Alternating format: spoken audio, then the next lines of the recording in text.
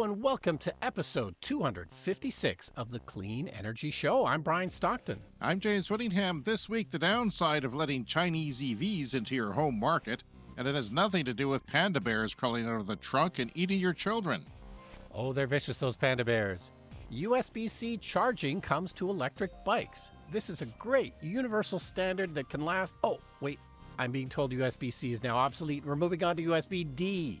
Even small amounts of solar are changing lives of Africans. But with electricity eventually coming to Facebook... Pardon me, I'll start again. Even small amounts of solar are changing lives of Africans. But with electricity eventually comes Facebook, and your relatives spreading fake news about malaria vaccines. Some good news this week. Canada's greenhouse gas emissions are trending down. When reached for comment, James Whittingham of the Clean Energy Show said, "I take full credit for this. Please join my Patreon." All that and more on this edition of the Clean Energy Show. Just a quick update from Australia. I feel like we've been ignoring our friends in Australia. Not that much news lately, but terrible, terrible flooding in the Australian outback. They had a year's worth of rain in basically one day, and all kinds of livestock has been flooded out. It's really terrible. That's what struck me was the consequences for livestock. It says 100,000 cattle and sheep are estimated to be dead or missing so far. Like, this is just an absolutely horrendous flooding. And we know from the wildfires they had a few years ago in Australia that the wildlife took a massive hit with that. So it's just always extra sad when the animals have to pay the price of all this extreme weather. So if the country's not burning or having a vicious storm, it's flooding. And that's not good. So, yeah, it's tax season, Brian, and now I had to do taxes because we have a Patreon account and advertising. Boy, was that fun. I hate taxes to begin with because I don't know what I'm doing. Yeah. I'm using software, which makes it a lot better. I mean, I was reminiscing with my partner about how we used to use papers and use a pencil for the first draft. We've come a long way. But still, I hate it. It's stressful. I'm snappy. I don't like it. And it's also the day, today is April 1st, so they've removed the consumer carbon pricing in Canada, which means in my son's case, he reported that it went down 20 cents a litre in Metro Vancouver because the provincial had a levy as well. They tend to have some of the highest gas prices there. No, they just had the provincial levy, I should say. In some places, just have the province do it, but the provinces wouldn't do it like ours had. Yeah, so I don't know if gas prices went down here, but they fluctuate so easily that, Putin burps and suddenly it's up another 20 cents a liter. So yeah, up and down 20 cents a liter is pretty common. And yeah, that was set to go up in price. It was based on a certain price per ton of carbon pollution that, gasoline or diesel would typically produce. So it would go up slowly. That it would eventually encourage you to buy an electric car. That's the idea.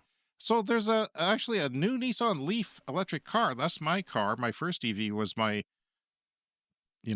car from a long time ago, January 2013. It was built in Tennessee and eventually imported into Canada as a used vehicle. And there was a lot of people saying that it wasn't going to come back, that there was this belief that it was gone for good. But no, they're bringing it back, and they'll probably see it in about 12 months. And it's not that significant because there's so many other cars out there. But when we started the podcast 5 years ago, stuff like this would be major news. And every little car that came out was major news, especially in North America where we have less. No, and Nissan, as we know, has sort of been in trouble lately. Their sales are sinking, and they haven't done enough to switch to electric. So if they're going to do anything, it certainly should be electric to plan for the future. But, Nissan's still kind of in trouble. Yeah, and I love my car. I wish it worked a bit better and I could upkeep it better, but they didn't update their cars, their EVs. Like that Nissan LEAF, first of all, it was not very attractive. It was kind of an embarrassing car to drive. Still is. And yeah, but they did that because, there was too much wind noise because it was so quiet. that there was too much wind noise on the side view mirror, so they had to make really big bumps, and they decided to make buggy headlights out of that. But to show you how far it's come, Brian, the very first iteration of the Nissan Leaf, which was late 2010, had 73 miles of range, and this one's going to have 373 miles. And it's going to Yeah. charge a lot faster. And it's bigger. So some people are saying, well, how is it distinguishable from, we don't have a lot of information yet, but it's hard to distinguish it from the Nissan Ariya, which is their crossover SUV, pretty pricey. And, if you compare a lot of those cars to the Tesla Model Y, they don't compare, price value wise. So yeah, it's kind of hard for them to compete with Tesla, although a lot of people don't seem to be buying Tesla these days as much as they used to. And it's the value proposition of being a cheap car, if they're making it bigger, probably isn't going to be as cheap as it was. It was pretty cheap. And it's, like I said, we had examples in Colorado, which was heavily subsidized with different, tax breaks and things. You could get it for $20 a month, which is something a person with a paper route could do. And you would say, if you're a high schooler, you would save that much.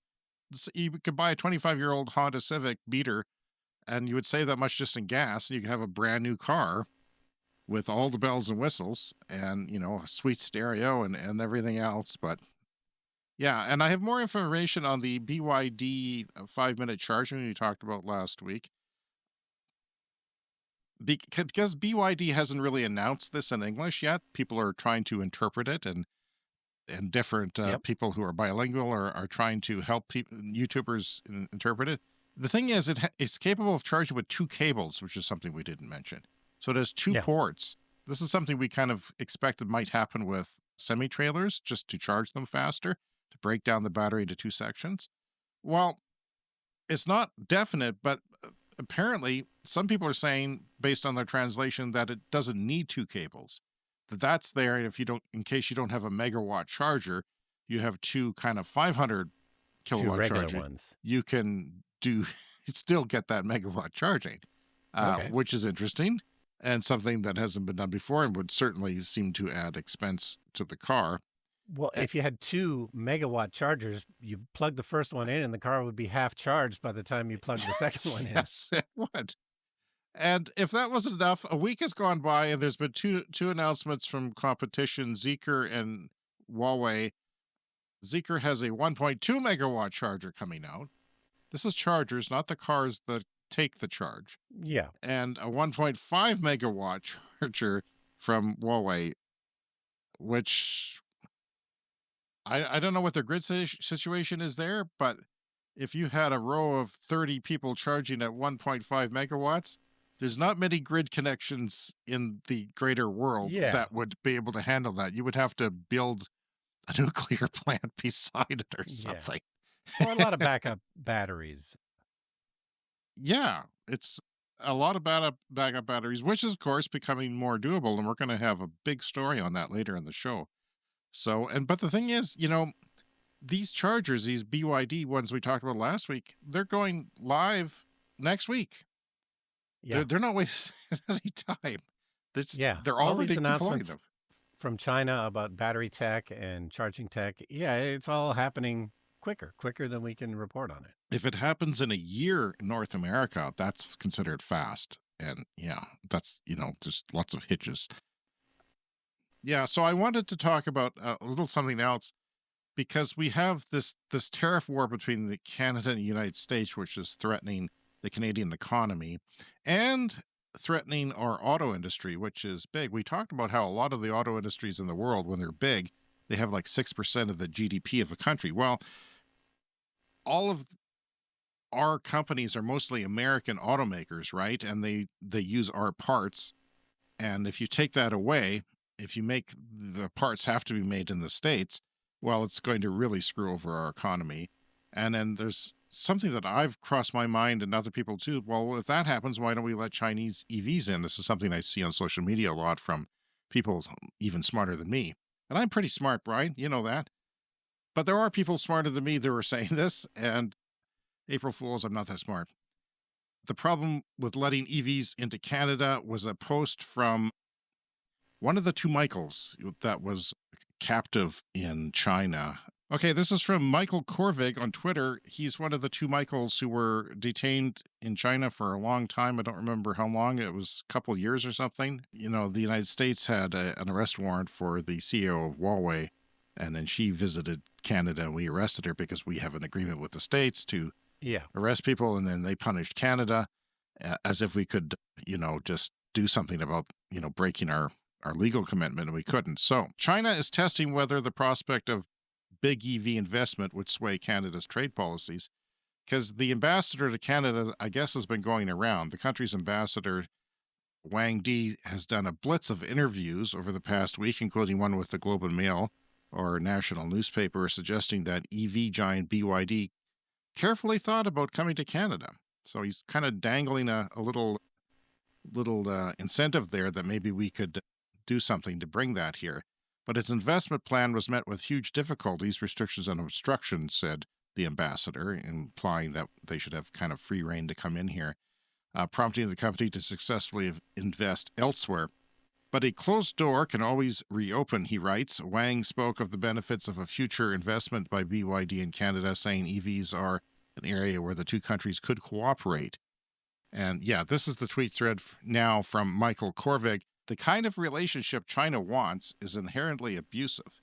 Sure, it wants to move forward, but only if Canada makes all the concessions and without China acknowledging or redressing any of its wrongdoing.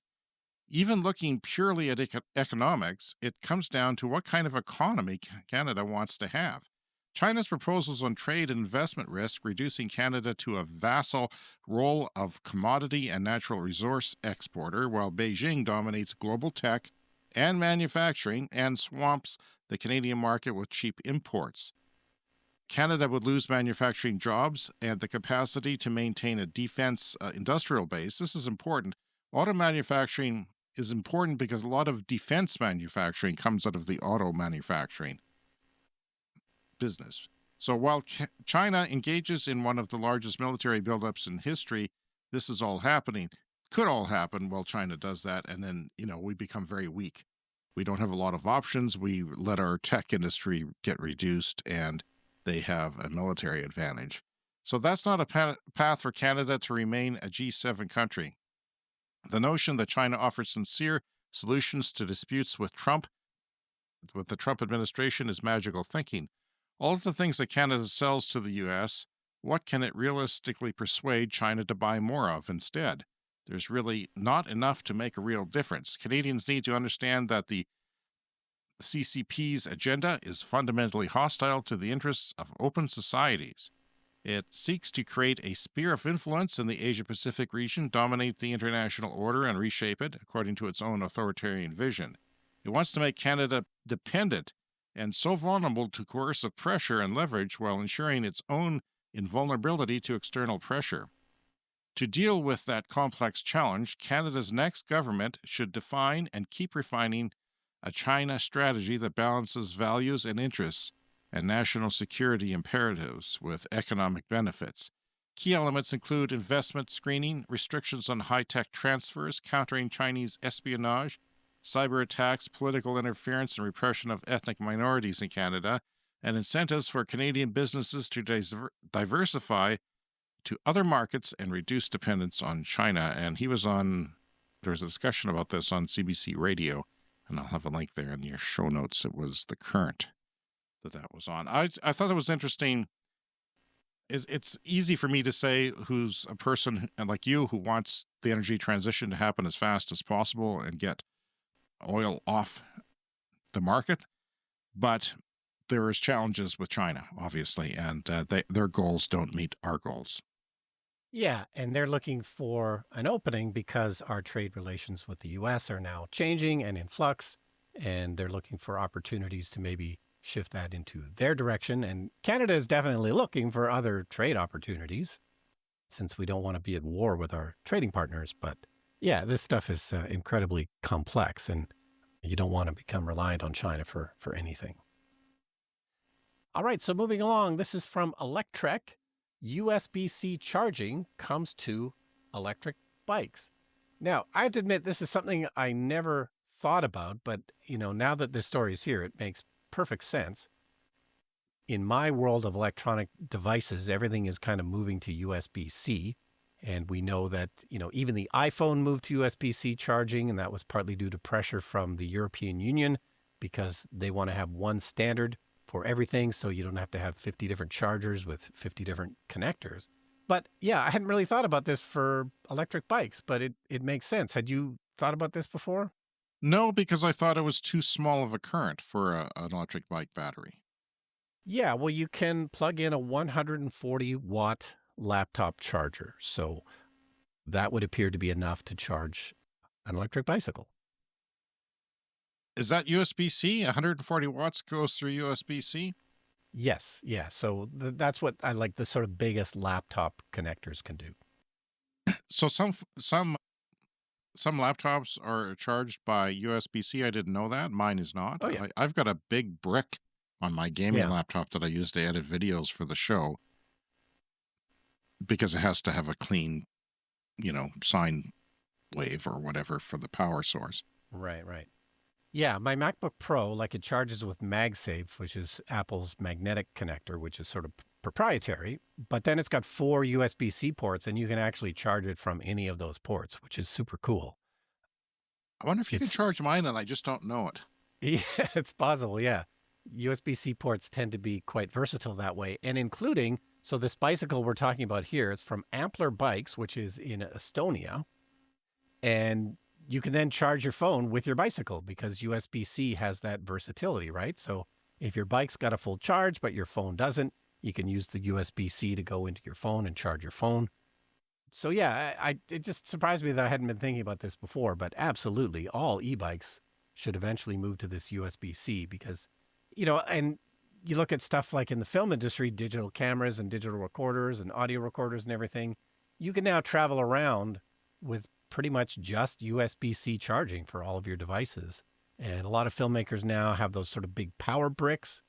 So, like a 100, amp hour or watt hour battery, Yeah. Sort of brick sized, and you can travel with those. Anything under 100 you can carry on an airplane.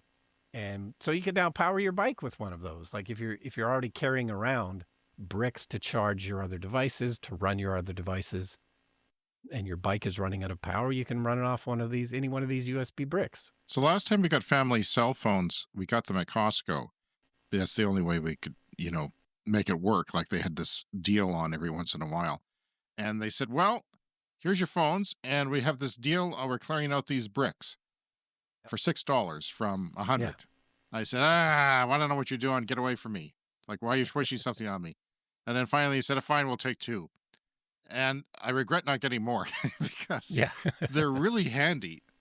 Yeah. I don't know if I have one right in front of me. I don't have one right in front of me, but they're about yay big. They're not that big. Yeah. But they work great, and they wireless charge too. There's a little wireless charger right on them. Wow. And different formats of USB ports, and it has a digital display of the power that it has percentage-wise. And my daughter, sometimes she'll forget to charge her cell phone overnight because she'll crash using her cell phone glued to her face. And then she'll be a very depressed girl going to school. So I just give her one of those and she's good to go. And now she just has one. But yeah, they're great. And yeah, my e-bike battery has one of the old style USB-A ports on it. Oh, okay. So that's for charging outward, though, as far as I know. I've never. No, I wouldn't try it. I wouldn't want to break anything. But yeah, it does power outward, and we use it in power outages. If somebody's cell phone is low, and it will last a long time. That's a $300-400 battery there.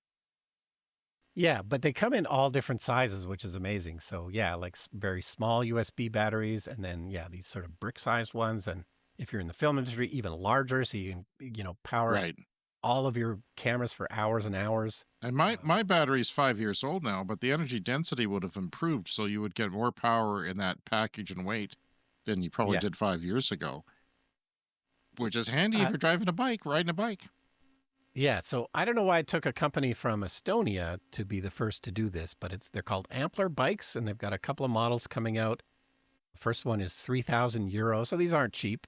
3,000 euros or 3,500 euros. You can order them now. It sounds like it's more of a European concern, so I don't know if we'd really be getting these yet in North America. But yeah, I think it's only a matter of time now where all the other e-bike manufacturers eventually go to something standard. Because yeah, I have this separate power adapter for my Yeah, e-bike, and and it's different than every other you got to power go adapter searching I have. for it, and you may not know You what got it to is. search I for it. label all my adapters now. Um, Yes, I do as well. I Yeah. bought a labeler 20 years ago, and it Yeah. just ran out because my daughter was using it, and it just ran out. So I bought tape, which was a lot cheaper than you can buy. I had the option of buying 5 rolls of tape for like a couple bucks more, but then I thought it took me 20 years to use one. Why would I buy? I'm not going to live that long. I actually know I'm not going to live 5 times 20 years more. That's a given, unless science can put my head in a jar somewhere. And Yeah. no one's No, made I that love offer yet. label makers. I've been using one for years and years. We've gone through several rolls of tape, but they're maybe smaller than the one that you have. But yeah, I tried to use if, it carefully, yeah, economically. And yeah, I've got labels all around, everywhere. Some of them are fading, but yeah. But I did that as labels well. could As soon as change. I I got, know it's controversial. I know it's geeky, but labels will change your life, people. You yeah, will save countless hours of time and frustration having things labeled that need labeling, and you'll know what I'm that a is. huge, huge fan. Yeah, so 3.5 hours for a full charge, and 2.5 is, yeah, that's not bad. That's kind of like what you would Yeah, do. So why not standardize the connection then? That's yeah, amazing. and it's a universal adapter. So if you lose the one for your bike, then well, you just use the one for your laptop. It's all Yeah, that's USB another C. nice thing. Like, or maybe you forget it and you're at work and you want to charge your battery and you thought, oh Yeah. darn, I forgot my charger. And then you can reach around and get one that maybe you use for your phone as a backup or something like that. That would be nice. Yeah, so I feel silly that I hadn't thought of that before, but it's an absolute no-brainer. E-bikes should be USB-C. You could be rich, astronaut rich, Brian, if you had thought of that only earlier. The mission to electrify Africa might finally be underway, and of course, that's solar. I did a lot of research into this story this week because I thought it was quite interesting. It comes from a Bloomberg story, but the Bloomberg story doesn't tell the whole story. This goes back 20 years. And, 20 years ago, solar panels are not what they are today. They were expensive. They were not as powerful. One panel did not put out as much power as they do today. So, yeah, it just goes to show how important it is because there's so many. Well, first of all, if you live in urban Africa, you probably don't have access to power 24 hours a day. Even in South Africa, they've had a lot of outages recently. They're trying to rectify that now. But there's a lot of places in Africa where the grid in cities, we're talking hundreds of millions of people here, are not running for more than like a quarter of the day sometimes. And so, yeah, solar panels are important there, and people use backup power from generators and so forth. But if you're in a village, they're not going to build the grid out to a village. Very rarely are they doing that. So there's a lot of people in Africa who are maybe in poverty and they can't get out of that poverty, but a lousy solar panel, Brian, even a small one the size of a phone Yeah. book, can actually change a life. So I'm going to talk a little bit about that. And we have the story from Bloomberg, the link there, but this is some other information that I've done over the course of researching this. Yeah, we have there's an example of a small store, which is very basic. It's just, there's not much in there, a rudimentary shelf and, hodgepodge of different items that can be for sale. And the solar panels that you can see on the picture there outside the store are tiny. They're the size of Yeah. a couple of textbooks, and yet that has made what's going on in there possible. When strips of solar panels arrived in his remote village in northeast Zambia, this is from Bloomberg that I'm reading, Damascus Mwale saw an opportunity. He bought land, built a little house, and set up a business, including a grocery store and a hall to charge people to watch football matches. So he built a hall because he had power. He could get a TV that no Yeah. one else had, and maybe a satellite or something, or maybe internet or something like that to be able to watch the football matches. From there, that's where my life changed, he said. He was 41 years old. He said, as he sat in his living room next to his small store, even his children's school grades improved because they were able to study at night, he said. Because, in these villages, the sun goes down and everything comes to a stop. Yeah. Basically, everything comes to a stop. No learning, no, conversation can happen, but not much goes on. But this movement started 20 years ago, I was surprised to learn.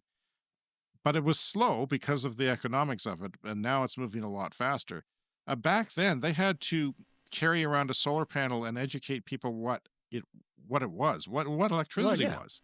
Yeah. This is a light. This light that comes from this panel, I know it's crazy, but it will change your life.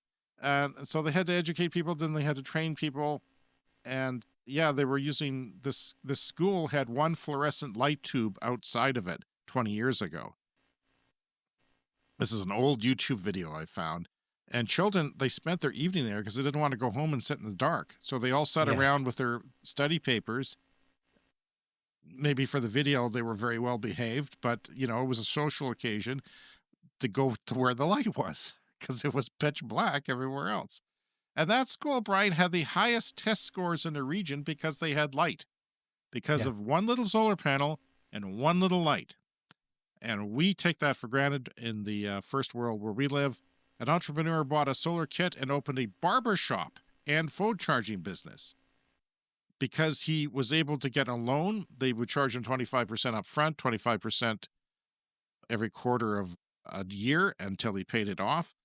And it wasn't a lot of money, but then, of course, people don't have a lot of money in some of these poor villages that don't have access to energy. And the barbershop was just a hair trimmer, an electric Yeah. hair shearer trimmer. Mhm. And most of the people in the village, that's what they had. They just had sheared hair off. So he could, without skill, barbershop barber training, as long as he had power to power this thing, he could, everyone was a customer. Like everyone was a potential customer. And the side business was charging flip phones at the time. Yeah. So the people who had flip phones to call relatives, they didn't do a lot of communicating on those phones with text back then, but they could do that. And so there was a bar that served, and this is just a shack essentially, this bar Mhm. they would serve beer, and the beer was warm. They got electricity, they had a cooler, the beer was pretty cool. Yeah. And they sold more beer because beer is more pleasant, cool than Yeah. warm. So he had a thriving business with just a little bit of electricity that is democratized for everyone from our friends, the solar panel. Yeah, and another person recently started a nightclub with LED flashing lights. Maybe I don't know what he had for speakers, but it could have just been a good Bluetooth speaker Yep. for a Mhm. whole nightclub and cool beer and some music blasting. And you have yourself a nightclub that people wanted to go to because there was absolutely nothing like that before a little bit of electricity got there. So there's a lot of microgrids and mini grids. Some are tied to the grid if they're near a grid, some are not. There's solar panels, and some of them, Brian, are about the amount of panels that you have on your roof. Yeah. How many, what's your output again? I think I've got 31 panels and it's about 8 kilowatts. Yeah. But if you use that in a African village, Yeah. that doesn't power your life with your Yeah. electric vehicles and, Yeah. heaters and all that. But as far as lights go, that could power just with one LED bulb in each facility could power Yeah. heck of a lot. And of course, it's backed up with batteries, and some of them are modern batteries, but 20 years ago, they were lead acid batteries, Sure. sort of covering Old the car floor. batteries can be cheap and still usable. If you know what you're doing, and they're pretty easy to train other people to set these things up. So putting microgrids in villages is starting to really take off. What is a microgrid? Typically, no access to a central grid, so it's off on its own. It's kind of an island of power. And they use software to control distributed renewable energy resources like solar panels and the batteries that store that solar and brings it into the evening. They displace diesel generators. They displace diesel generators. They displace diesel generators, which are expensive to run and frequently unreliable, especially if there are interruptions in fuel deliveries. The technology is powering homes, businesses, schools, healthcare facilities, and agricultural operations, bolstering the economy and creating new jobs for residents. It even improves access to legal services, enabling residents to settle disputes that might have otherwise gone unresolved for years. Streetlights are improving community safety. They're not streetlights like we have, but any sort of light, just any sort of light out in the Yeah. community, and extending the day for villages that used to essentially shut down with each evening sunset. Now, I even saw one person on a bike who was sort of the local fixer of things, mechanical fixer, and he had a Yeah. grindstone that he was riding a bike and spinning the grindstone to grind down metal to fix something. Yeah. That's no longer necessary. Plunging solar panel prices, more business-friendly regulation by African governments and international funding are now spurring a rapid rollout from Nigeria to Madagascar. This convergence of price, funding, and funding this convergence of price and funding has solar hitting a tipping point in Africa. Access to electricity in the sub Saharan region ranges from 1% of the population in South Sudan to 94% in South Africa. Even South Africa doesn't have full penetration Yeah. of electricity access. So, if it reduces illegal migration and if it keeps people happy in their countries, it creates a marketplace for those products and their intellectual property and technology. And yeah, people are going to university that never went to university before because they had access to electricity, Yeah. a little bit of electricity, which is from solar and a little bit of battery storage. In Zambia, the village of Chitandika got its mini grid in 2019. Okay. I'm not going to pronounce everything in my sentence here because it's just going to make a fool out of me. The area has turned into a hive of activity thanks to the arrival of the solar panels, from a brightly lit barbershop to schools being able to provide more IT support for kids without having to use expensive petrol-fueled generators. One head teacher said the whole environment has changed with better lighting and more appliances. His school has gone from having 6 teachers to 28 because it's more attractive for people to teach there. So the electricity has attracted more teachers. And that's what we want, Brian. We want Africa to get out of poverty. We want everywhere that is in poverty to get out of it. And I may be a dreamer, but I think that AI, where there is no teachers, will be able to teach kids. It may not be the best teacher by itself, but it'll be an education anyway that Yeah. better than none, and that can get people out of poverty. Well, just access to the internet everywhere, which is the other thing that's going to come along with this, with access to electricity, you can get access to the internet, and access to the internet is access to world knowledge. It can be really a life-changing thing as well. If your kid is discerning, like mine are, I don't know how I got them that way, but they actually seek out good information and know a hell of a lot. I mean, the amount that they know, and my daughter doesn't even get good grades in all of her classes, but she knows practically everything there is to know. Like it's incredible what is out there if you get the right information. So it means if someone wants to weld an ox cart, they can now do it in this village that I'm talking about. This local mechanic has got all kinds of customers now because he can do a little bit of welding. And before the grid, I was just doing mechanics. He says, now I'm earning much, much more revenue. In Malawi, access to electricity has almost doubled to 27% in just the last couple of years. Doubled. Access to electricity is doubled. That is a fast pace, and it wouldn't be possible without solar. And he says, the president of the African Development Bank said, I can't think of anything more important than electricity. That is, well, aside from air and water and food, but it's basically what he's saying. All right. Well, that's great news. Okay, we want to take a moment to thank our Patreon members who have signed up for the Clean Club. You get a shout out on the show at the first of each month. So we're going to mention a bunch of Patreon supporters here. First of all, the Clean Club executive is Green Bastard and Brent Routley. Clean Club Plus, Bob Armstrong and Wes S. And in the Clean Club, Andy Fessler, Josh Engen, Sean Ennis, Sean Hines, Timo Kellenberger, Peter O'Donnell, Weldon Penner, Roshan Gervais, Richard W. So thanks for everyone. We do have a Patreon bonus episode coming up. We're going to record it later this week. So if you sign up for a Patreon tier that includes that, you get to hear this bonus episode that we do once a month. And all the ones that we've done before now, as well as all the other lovely perks. We have some listener mail, but Brian, it's time to dip into the old mailbag. Says, you mentioned AC charging up to 22 kilowatts. This for electric cars. They have a DC charging system and an AC charging system. And, typically it's 7 kilowatts, 10, 11 kilowatts. And we'd heard up to 22 kilowatts, which for is an AC rare. charger. It's rare. Yeah. And you have to pay extra sometimes, a lot extra to have that. But then most homes don't have that. That's the issue. That, Yeah. You would have to have double the electricity to be able to do that.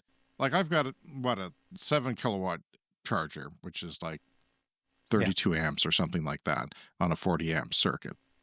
That was doable, but going beyond that, not doable in my house, really, without doing something special. And there's some workarounds, but yeah. This is Timo on Patreon. He says, we had a Renault Zoe in Europe, which was capable of charging up to 43 kilowatts with an AC connector. Would that have anything to do with the way their power is out there in Europe with the higher voltage? Yeah, they tend to have, the 240 volt is the standard in Europe. So yeah, I imagine it makes it easier to do stuff like that. Because you can boil your water twice as fast for tea in Britain than you can here in North America. Unless you're Brian Stockton. Many times. Unless you're Brian Stockton, went to London and discovered, hey, why can't I do this?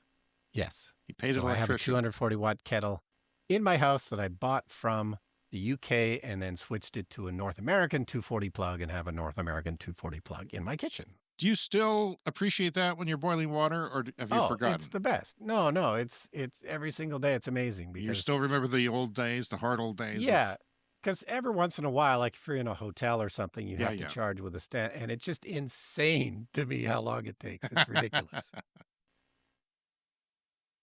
All right, we have some more listener mail. Good morning, James and Brian. I saw a local news story about this documentary this morning and thought it was right up your alley. It's showing, maybe premiering, at a local film festival in Sebastopol, California. I have not heard of that. Have you heard of that, Sebastopol? No, I had not heard of Sebastopol before. Is it real? Maybe I should check. We should have verified this before. We're being punked right now. Okay, the letter continues. I think Brian should put this film festival on his list. Sebastopol is a nice little town nestled in a remnant redwood forest north of San Francisco.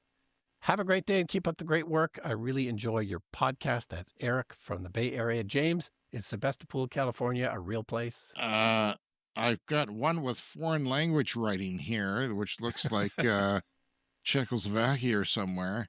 California. Yeah, there is one in California. Yeah, well, there you go. Where is it, though? It's not that small. It's kind of in the middle of California between Santa Rosa and the coast. Yeah, it checks out. It's north of the Bay Area.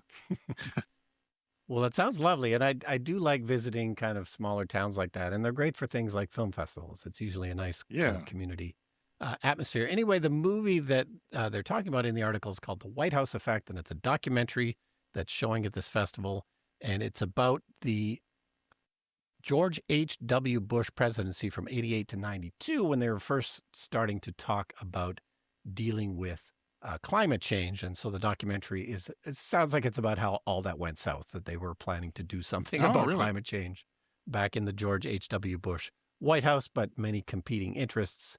It sounds like it squashed that. So yeah, it does sound like a really interesting film.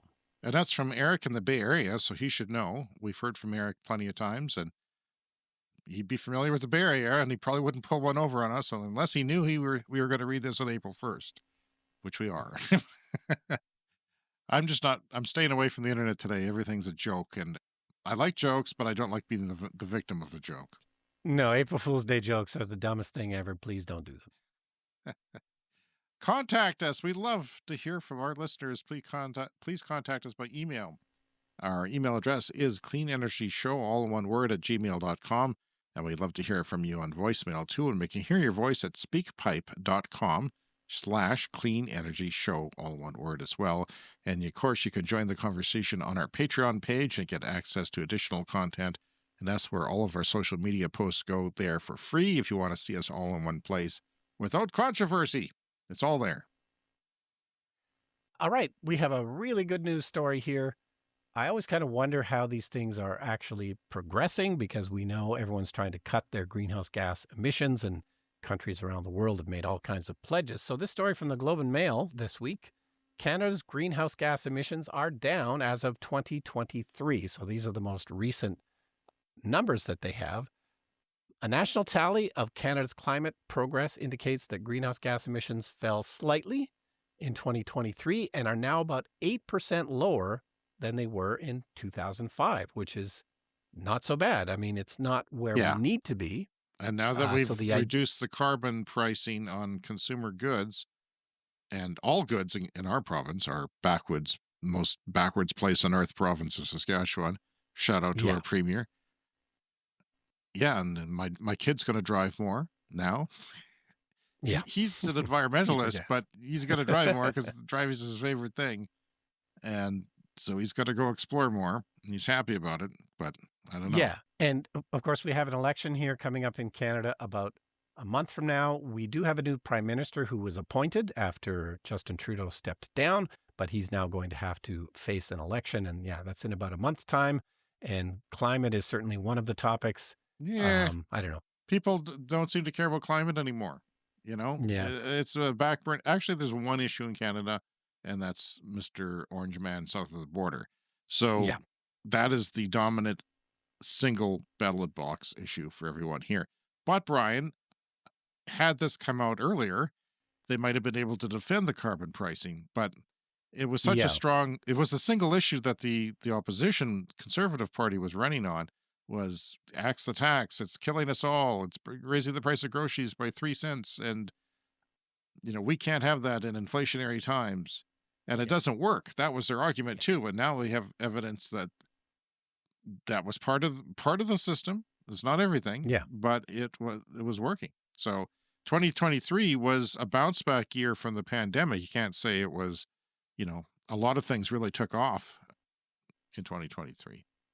Yeah, well, there's sort of further from the article here. So excluding 2020, when, of course, emissions dropped dramatically because of COVID-19, 2023 is tied with 2021 as the lowest annual total since 1996. So emissions going down. So what Canada has committed to is to cut emissions by 40 to 45% below the 2005 level. So what we've learned is we've already got 8% of that, and we've now got 5 years left to get the other 30 some percent. So we're not making as much progress as we should, but I always love reporting these good news things because sometimes it seems like, nothing's actually happening, but emissions are down. And according to this report, it's mostly due to easy gains in the electricity sector from shutting down coal plants. This is the lowest hanging fruit. Which we're not doing here in my province. We're not doing where James and I live, but in other parts of Canada,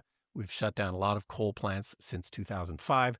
So sounds like that's mostly what's responsible. Even Alberta shut down their coal plants, Brian. Even the old capital of North America, practically, next to Texas. But so that's good news. And I'm kind of wondering what's on my mind now is what's going to happen 5 years from now. Because my feed is full of new Chinese EVs coming down in price, doing more things, more models, like countless models. And even the ones that do burn gas, they're a full EV most of the time. And, BYD doesn't make combustion cars. They only make EVs and plug-in hybrids with a long range of electric range. So you're never burning gas. And this is, getting into Latin America and Africa a little bit and India. 5 years from now, I wonder if that's going to help us with our emissions because most of our emissions come from oil and gas. And we have some of the most expensive oil and gas extraction in the world, which they think is going to go on forever, essentially their lifetimes. Yeah. Well, the transportation sector in North America is not moving fast enough. There will definitely be fewer emissions in 2030 because of more electric vehicles, but as we know, we're just moving more slowly than other countries in terms. So to get our emissions down by 2030, down 40 to 45% lower, there's probably some more coal plants we close, and yes, transportation a little bit, but it's going to be tough to hit those numbers. Yeah.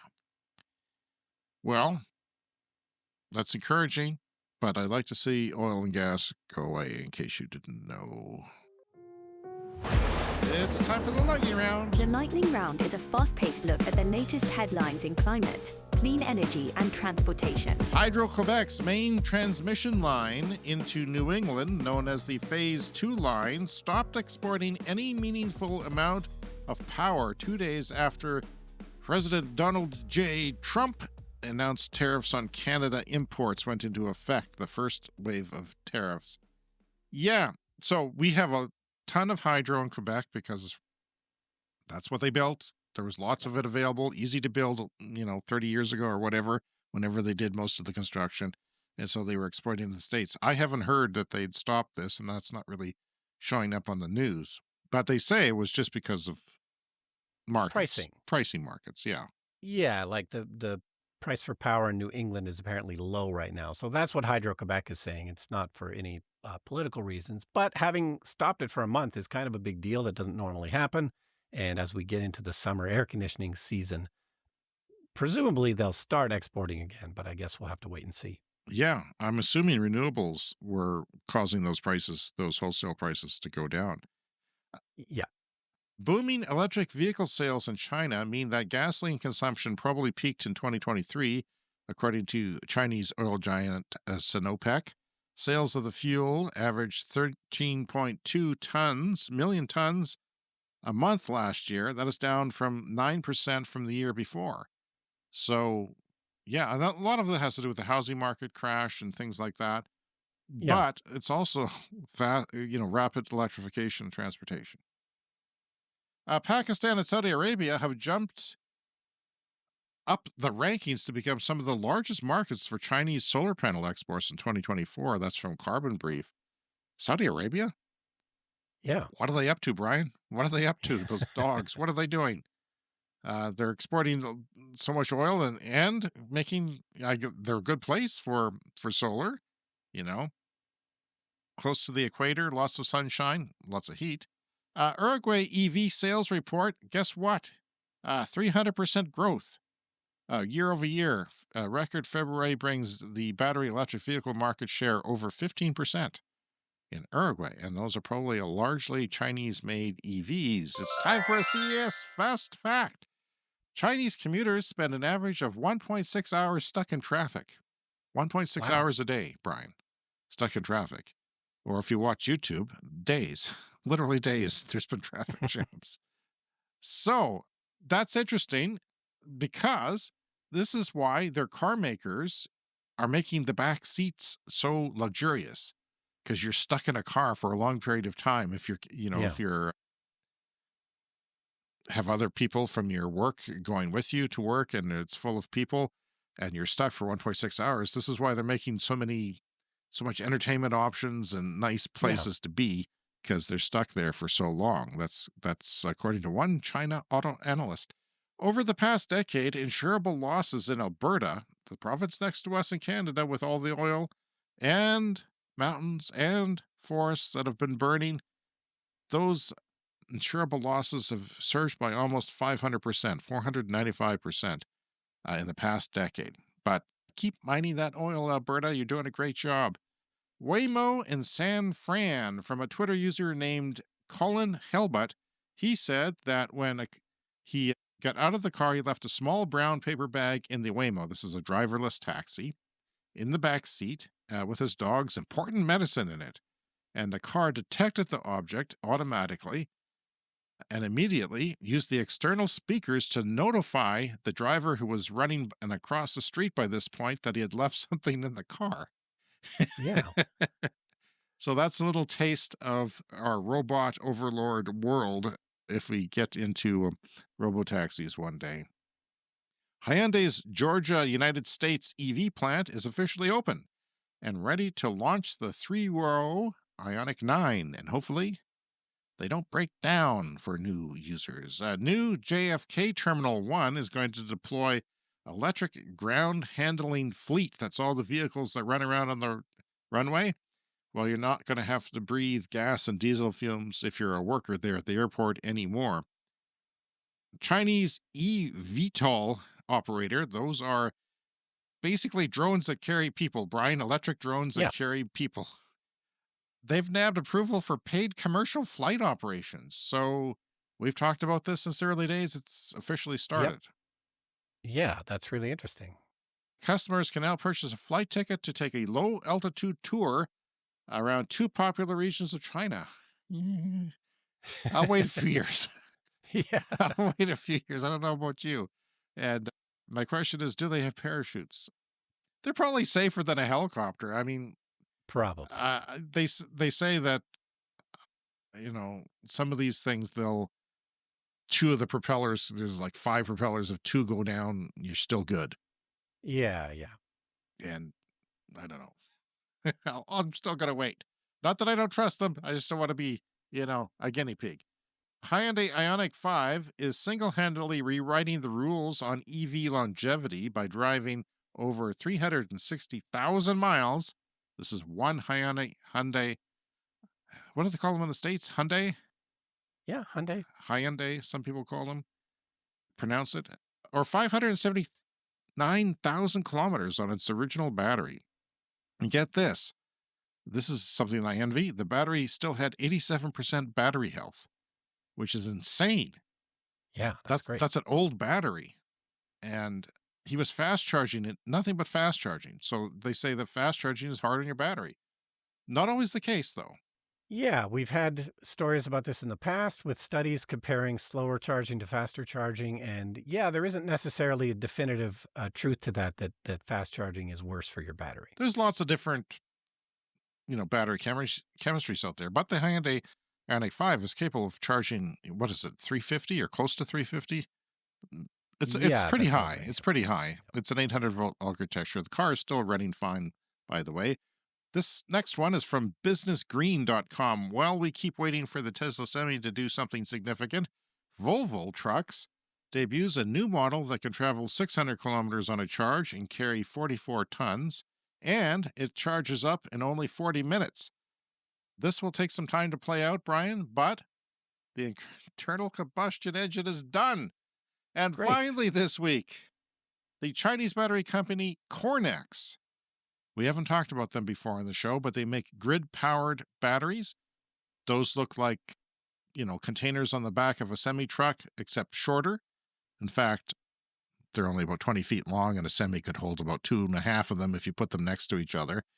But that's what grid storage batteries are. They're located next to a big grid connection, and there's a bunch of them around, and they store up solar power or wind power and dispense it when the solar goes off. And then it also stabilizes the grid by meeting demand instantaneously when there's a sudden need for demand.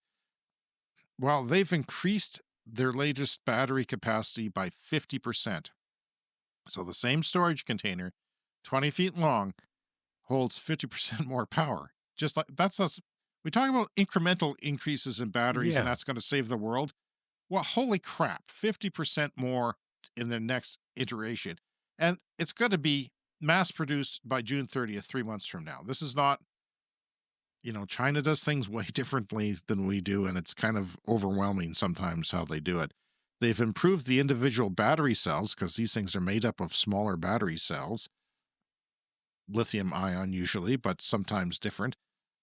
Those cells are greatly improved, and they enhance the power grid by dispensing it at a moment's notice. This is from PV Magazine. And this makes solar last longer. These containers, this grid storage battery, which is still a relatively new thing, right? I mean, it's been proven, I think, reliable. We even have some near my house, but they claim they don't use them as much as they want to because they're ignorant. This makes solar last longer. It stabilizes the grids, and it controls the demand. When there's high demand, you have to build expensive power plants when people come home from work just to power those 3-4 hours. Well, the batteries can do that with stored up solar during the daytime, and that reduces the cost of power greatly because the power grid company doesn't have to spend as much. So those 20-foot long boxes, which looks like something you'd load on a semi-trailer, but in reality, like I said, 2.5 would probably fit on there because semi-trailers are up to 60 feet long, I think, in cases in North America. Get this, Brian, each one stores 7 megawatt hours of electricity. 7 Yeah. megawatt hours. Yeah, that's, maybe what you might use in your house for an entire year. In one of these containers that's 20 feet long, Yeah. basically a shed, a garden shed. Yeah. A big garden shed, but a garden shed. You could get one delivered to your house once a year and then power your house for the year. Does it have USB-C ports on it? No, but I think you just came up with $1 million idea. Yeah, that's right. Yeah. It's the new off-the-grid strategy. That's not the stupidest thing I've ever heard. I'm thinking about it because you live out in the middle of a forest. Yeah. And you don't want to get a grid connection, and there's Yeah, a fire road, then somebody just delivers you a battery and swaps it out like a propane tank for your barbecue. Well, a lot of those properties, they have to get fuel oil delivered, Yes. once a year or twice a year. So instead of getting your oil delivered, just get a giant battery delivered. We talk about batteries being swapped in cars. Neo is the battery swapping. Well, I think you just came up with a crazy idea. We better patent that before one of our listeners does. I'm withholding the podcast so I can do the patent application. Where's my patent We need to lawyer? get to work on that. 7 megawatt hours of energy. That could power 6,300 homes for an hour. Just about one 20-foot battery container. It's amazing. Like a megawatt is what a nuclear power reactor puts out. So you're talking about 7 hours of that. Yeah, it's stupid. That's not bad. For a little container. And you don't just have one container, you put a bunch of them. So I really think, when something goes up like this, the price doesn't go up 50%. The storage capacity, so the unit price is probably dropped significantly. Maybe not as much as you would think, but because they're not making it for the exact same price, but they might be, or they might be in a couple of years making it for the same price as the ones that are existing. So that's going to kill fossil fuels. And that's what we like to say on the show, something that kills fossil fuels. And 50% improvement in the amount of energy you can store in one container. This is a huge boost for the energy transition when stuff like this happens. This is one company. Who knows what other companies are doing? And we're going to end our show on that good news for this week. You can contact us, cleanenergyshow@gmail.com, around social media. We're Clean Energy Pod. Please give us a rating on Apple Podcasts or Spotify. That always helps out the show when people give us a nice rating and a nice comment. So please do that if you can. Join our Patreon today and as a paying member and get access to our exclusive Patreon episodes, which we're recording later this week. And we do them one a month, so there's a few of them you can go back and listen to. You'll also get ad-free episodes, exclusive access to Clean Energy Show Discord server, discounts at our merchant store, which you can also buy merchandise if you like. Lots of stuff there. Early access to our episodes before the public, behind-the-scenes material, and private updates.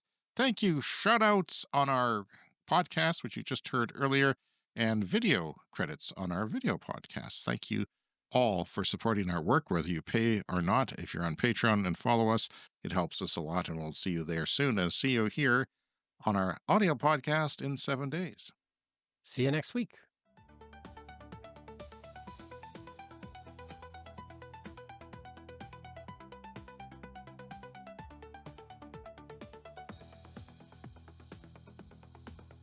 The Clean Energy Show.